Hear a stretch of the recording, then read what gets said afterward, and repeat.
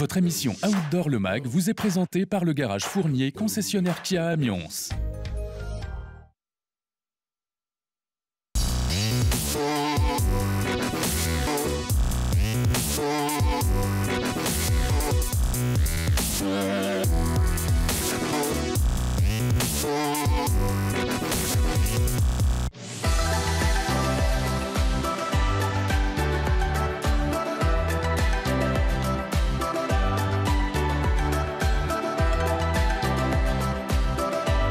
Salut à tous, bienvenue dans Outdoor le Mag, un Outdoor le Mag spécial Saint-Élion. Bien sûr, on parlera course à pied, on évoquera bien sûr cette mythique course, on vous expliquera quelles sont les meilleures matières pour vous pour courir cet hiver, et puis on en terminera avec celui qui est un des favoris de cette synthé. Mais on commence tout de suite avec Michel Sorine, qui va nous parler du mythe de la Saint-Élion, et puis on va peut-être chercher, pourquoi pas, votre nom ici dans la liste.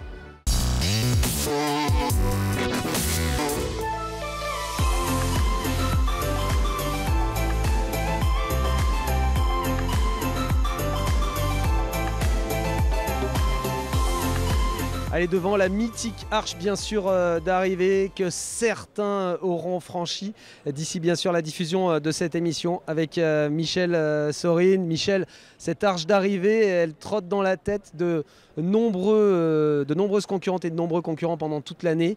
Certains nous ont dit que c'était un mythe. C'est quoi le mythe de la Saint-Élion? Pourquoi cette Saint-Élion, elle est mythique, Michel? Bonne question. Je pense qu'elle est mythique parce que d'abord c'est la plus ancienne, 65e édition, création en 51. Ce qui était à l'origine une toute petite marche pour cyclotouristes est devenu aujourd'hui la plus grande course nature française en termes de participants. C'est pas la plus dure, c'est pas la plus longue, mais c'est la seule qui se passe en période pré-hivernale. En tout cas, c'était la seule. Il y en a d'autres qui nous ont emboîté le pas. Elle se déroule en nocturne.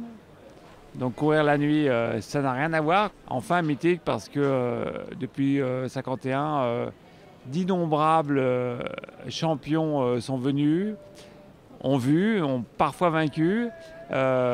Beaucoup s'y sont cassés les dents. Certains ont trouvé vraiment un terrain à leur mesure. C'est vraiment un parcours où l'on doit courir. Contrairement aux innombrables ultra-trails qui fleurissent un peu partout dans le monde aujourd'hui, où on marche plus qu'on ne court, ceci du fait de la technicité du terrain ou du fort dénivelé. À la Saint-Élion, on est en prise de A à Z. Et puis un petit mot sur les valeurs qu'elle véhicule, parce que qu'on le veuille ou non, une Saint-Élion, elle véhicule certaines valeurs, certains messages. Certaines concurrentes l'an passé nous confiaient qu'il y a de la souffrance. Mais il faut aller au-delà de cette souffrance, il y a de la convivialité, il y a du partage. Elle véhicule quand même des messages, cette Saint-Élion. Oui, de fait, vous n'êtes jamais seul sur la Saint-Élion. Forcément, 17 000 personnes sur ce petit GR des Monts du Lyonnais, on est rarement isolé, à moins d'être totalement en tête. Certains la disputent en relais, c'est une formule, des formules, puisqu'on peut le faire à 3, à 4 ou à 2, qui a toujours autant de succès. Donc là, ça crée des vraies valeurs d'équipe, de solidarité. Et puis, bon, effectivement, après l'euphorie du départ et des 30 premiers kilomètres, beaucoup arrivés à Sainte-Catherine, mouillés, ils ont froid, ils ont faim. Certains commencent à douter, arrivés à Soucieux, le jour se lève pour les plus lents. Donc là, on se dit, que suis-je venu faire dans cette galère? Donc c'est dur d'aller au bout. Bon, je pense qu'aujourd'hui, les gens sont de plus en plus entraînés. Michel, un petit mot sur ce format 81 km qui restera peut-être unique dans le futur. C'est une épreuve qui avait dessiné Alain Souzy avant de nous quitter. C'est une épreuve hommage aussi cette année? Oui, Alain, le traceur historique de la course depuis 15 ans, celui qui lui a donné en tout cas sa dimension trail, parce qu'aujourd'hui on a 60% de chemin et de sentiers grâce à lui, nous a quittés avant la dernière édition en 2017. Il avait à cœur de faire de cette 65e l'édition la plus longue de l'histoire de la Saint-Élion. Donc il avait dessiné ce parcours de 81 km. On a tenu à l'organiser tel qu'il avait dessiné, à 95%. On n'a pas pu passer partout. Et donc ça va être une édition effectivement, vous l'avez dit, unique peut-être. L'an prochain, on devrait retrouver un kilométrage plus conforme à l'habitude, c'est-à-dire autour de 75 km. Michel, courir la nuit, il faut être bien équipé pour le faire. Courir en cette période de froid, vous devez être bien équipé. Je vous propose de passer voir Stéphanie. Stéphanie, elle va nous donner tous les conseils pour courir bien équipé.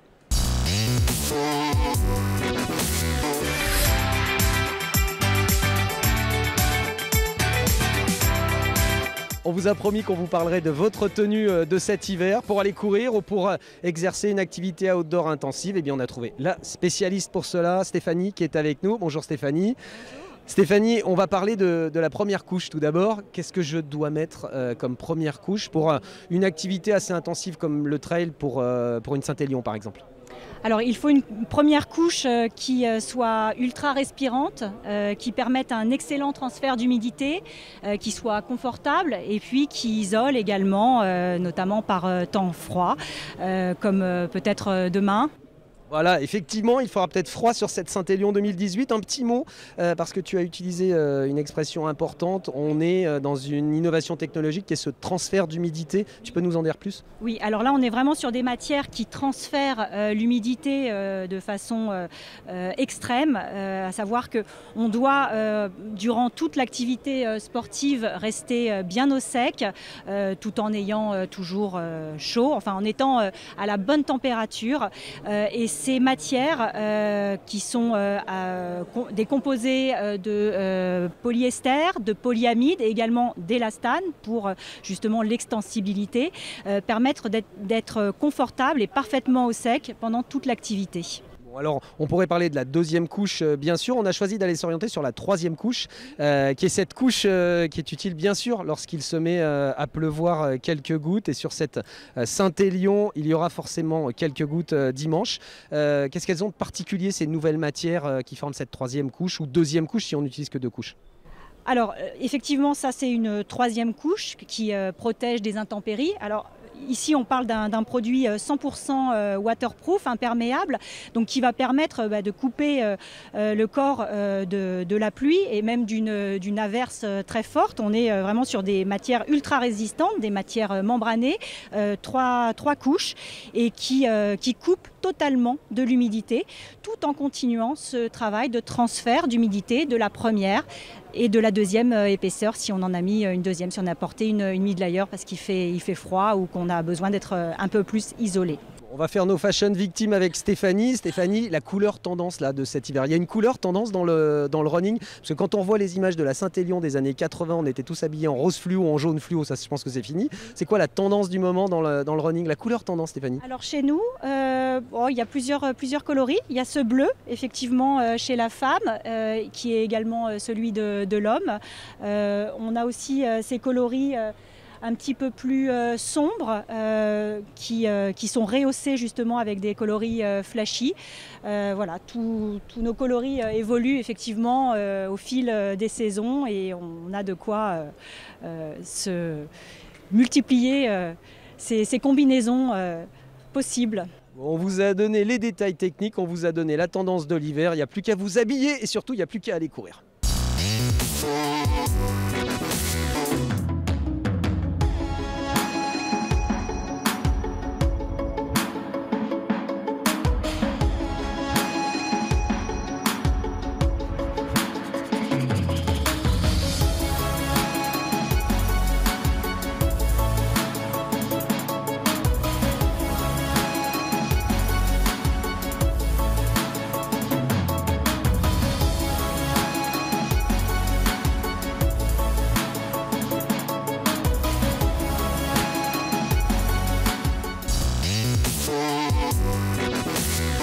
Avec Manu Messa, double vainqueur bien sûr de cette Saint-Élion. Manu, on va ensemble, si tu le permets, se faire le parcours d'une Saint-Élion qui est d'ores et déjà mythique, avec ses 81 km, la plus longue distance jamais courue. Tout d'abord, le départ, Manu, il y aura une ambiance phénoménale au départ. Comme d'habitude, c'est une course nocturne. Je trouve que l'ambiance est toujours particulière. Donc voilà, il y a toujours une bonne euphorie, il y a vraiment, voilà, c'est vraiment une grosse émulation au départ. Puis voilà, il y a 10 000 personnes qui seront à Saint-Étienne. Donc c'est vraiment toujours un grand moment la course, le départ à Saint-Élion. Ça surprend un peu au départ parce que ça part très vite aussi, Manu. C'est sur route, c'est large, il y a du monde et ouais, vu que c'est très roulant au début, ouais, on se laisse un peu griser, enflammer. Il y a les relais aussi qui partent avec nous, donc on a vite tendance à se laisser emballer par le train. Quand est-ce qu'on sait qu'on a les jambes, Manu? Est-ce que c'est à Sainte-Catherine qu'on se dit j'ai encore des jambes, ça peut le faire? Ou c'est d'ores et déjà à Saint-Christo qu'on sait qu'on est dans le coup? Des fois à l'échauffement, hein, on a des petits curseurs qui nous disent tiens, je suis pas mal. Mais on va dire que quand on attaque les premières montées, ouais, sur déjà la montée à Saint-Christo, Sainte-Catherine, normalement ça se regarde encore. Donc si à Sainte-Catherine on est déjà dans le dur, c'est que ça va peut-être pas super bien se passer. Cette année, on le disait, mythique parce qu'il va y avoir la distance. Il faudra aligner 80 km. 80 km, ouais, ça fait pas rire quand même, hein. C'est encore presque 10 de plus que les autres années. C'est là que la course peut se jouer aussi, sur des départs trop rapides. C'est des fois la dernière heure de course qui va nous mettre dedans. La course le dira, on va essayer rester raisonnable. Bon, et puis il y a un paramètre aussi, c'est bien sûr la boue. Alors parfois c'est la neige, le froid. Cette année ce sera boue au programme avec un climat plutôt doux. Cette boue, comment elle s'aborde? Ouais, j'ai envie de dire que j'ai toujours dit que le plus difficile peut-être en course, c'est vraiment la pluie. La boue, à la limite, il y a quelques parties qui vont être bien boueuses, c'est vrai, mais tous les chemins ne virent pas à la boue. Il y a des chemins très sableux du côté de Soucy-en-Jarret, par là-bas. Il y a des parties routes aussi. Donc c'est vraiment, voilà, à part sur une section de 15-20 km où je pense que ça va un peu devenir labour, surtout après les passages des autres courses, des fois de la Saint-Express. Mais je pense que l'ennemi numéro 1, ça sera quand même la pluie s'il pleut pendant toute la nuit. C'est là on a du mal à se protéger. La pluie, elle rentre de toute façon, même avec des Gore-Tex, ça arrive à rentrer par le cou. L'humidité, elle traverse, hein, et pendant 2-3 heures, ça va. Mais au-delà de 2-3 heures de course, c'est vrai qu'on arrive toujours à être mouillé jusqu'aux os, à commencer à avoir froid. Et après, voilà, va falloir essayer d'éviter l'hypothermie. Et, ouais, la stratégie, il y en a pas vraiment, hein, mais bon, on verra, on avisera en cours de route. Je vais te laisser réfléchir quelques secondes, mais il va falloir me résumer la Saint-Élion en un seul mot. Un seul mot, Manu, qui résume pour toi ce qu'est la Saint-Élion. Mythique. Mythique, c'est le mot de Manu pour cette Saint-Élion. Alors vous verrez ces images, et bien on saura si Manu a réussi son pari d'aligner une Saint-Élion supplémentaire à son palmarès. Moi je vous propose d'aller faire un petit tour dans les allées du village de la Sainté.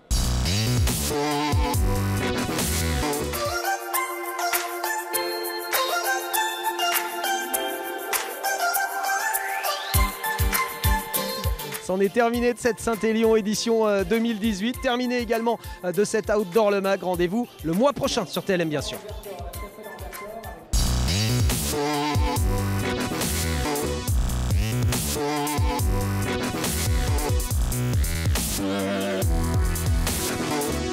Votre émission Outdoor Le Mag vous a été présentée par le Garage Fournier, concessionnaire Kia Amiens. Des personnalités